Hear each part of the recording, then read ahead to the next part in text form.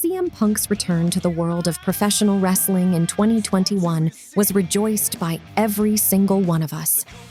The fact that we got to witness the return of one of the best to ever do it was simply unbelievable.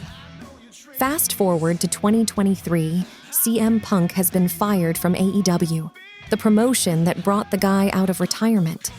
What's even more baffling is that CM Punk didn't ask to be released from AEW. He was fired from the company, just like he was fired from WWE.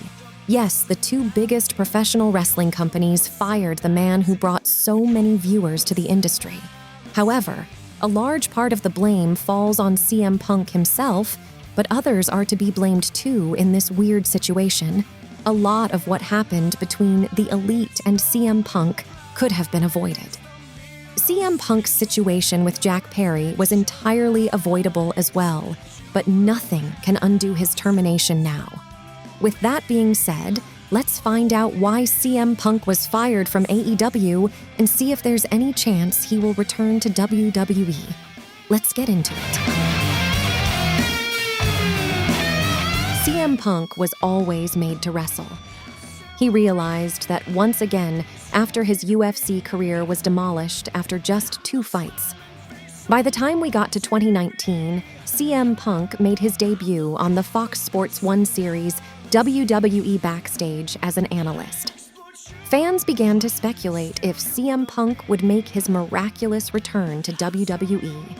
It seemed unlikely, as there have been a lot of issues between CM Punk and WWE in the past, but nothing is impossible in the world of professional wrestling. Who would have thought that the alternative to WWE would end up hiring CM Punk? His return on the August 20th episode of Rampage was spectacular, to say the least. The crowd reaction is one of the best in history, and it felt as if professional wrestling was returning to its former glory. His first match in 7 years against Darby Allin at All Out showcased that CM Punk still had a lot left in the tank. CM Punk then feuded with Eddie Kingston for a couple of weeks that resulted in a fantastic match at Full Gear. However, what came after might possibly have been some of the best work of CM Punk's career. It's crazy to think that MJF is just 27 years old, and he is already one of the best wrestlers in the entire world. The promos Two had are some of the best in AEW history. Their 2 matches are incredible, especially that dog collar match from the Revolution pay-per-view last year. The feud would have resumed if it weren't for CM Punk's termination. After finishing the first half of his feud with MJF, CM Punk set his sights on the AEW World Champion, Adam Page. If only we knew what this little feud would lead up to. It all started with a simple promo that didn't mean all that much back then, but it sowed the seeds for the disaster that was about to plague AEW. Before Double or Nothing pay-per-view last year, Adam Page and CM Punk came face-to-face for a promo segment. Adam passionately told the viewers how it takes more than just a title to be a champion. He then took a subtle shade at CM Punk's nature backstage and ended the promo by saying that he would be defending the entire company from CM Punk. Later, CM Punk won the AEW World Championship, and when he returned from a minor foot injury, he came out on an episode of Dynamite to begin his feud with Jon Moxley. What's intriguing is that before exchanging heated words with Jon, CM Punk called out Adam to get his rematch. Adam didn't show up, and fans were left scratching their heads as the feud was over many weeks ago. Oh boy, did we find out what was the actual reason behind all of this? At All Out last year, after winning the AEW World Championship for the 2nd time, CM Punk went on a legitimate rant at the post-event media scrum on how the Elite was spreading rumors about him being the reason for the termination of his former best friend, Colt Cabana. CM Punk took a shot at the Elite being the executive vice presidents and not being professionals at all. And the fact that I have to sit up here because we have irresponsible people who call themselves EVPs and couldn't fucking manage a target, and they spread lies and bullshit and put into a media that I got somebody fired when I have fuck all to do with him, want nothing to do with him, do not care where he works, where he doesn't work, where he eats, where he sleeps. And the fact that I have to get up here and do this in 2022 is fucking embarrassing. He also went after Adam Page for cutting that promo many weeks ago and going into business for himself. Chaos ensued after this, as CM Punk got into a physical fight with Kenny Omega and the Young Bucks. It brought a great amount of bad reputation to AEW. CM Punk and the Elite were suspended, and if you think things got better when they returned, you're wrong, my friend. The Elite made it clear they didn't want to work with CM Punk at all. Tony Khan didn't want to terminate CM Punk as he liked the dude and wanted him to stay, as CM Punk was a huge name that brought in thousands of viewers every week. This is why Collision came into existence, as the management wanted to separate CM Punk and the Elite to avoid more physical confrontation. CM Punk was the locker room leader at Collision, and he was working with guys who appreciated him like FTR and Ricky Starks. Of all the people CM Punk could have gotten into trouble with, he ended up making a whole lot of mess with Jack Perry.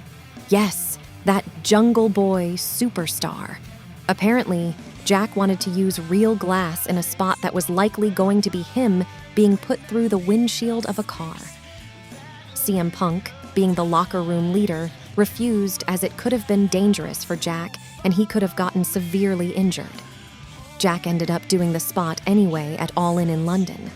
Jack shouldn't have looked in the camera and taken a shot at CM Punk after the spot, as it led to a small fight backstage when Jack and CM Punk got into an argument.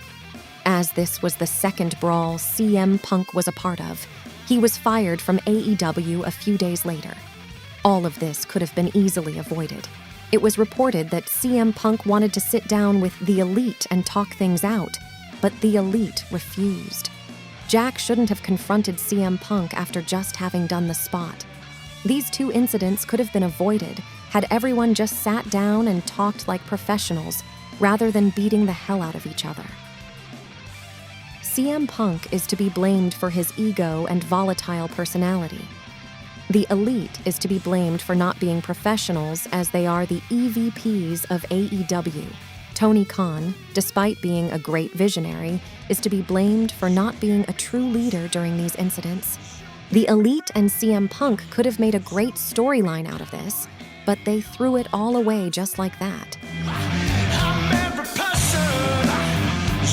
There have been reports which claim that before CM Punk was set to return to AEW earlier this year, he had shown interest in returning to WWE and taking part in the Royal Rumble match. He would have then gone on to have a program with Kevin Owens at this year's WrestleMania. Of course, CM Punk hasn't verified these claims, as he was still under contract with AEW and was recovering from a triceps injury in January. However, with him now parting ways with AEW, can CM Punk make a return to WWE, especially at Survivor Series, which would be taking place at the Allstate Arena? Well, first of all, if CM Punk's non-compete clause goes for more than 90 days, then it isn't possible. And personally, I believe CM Punk's return to WWE can go either way.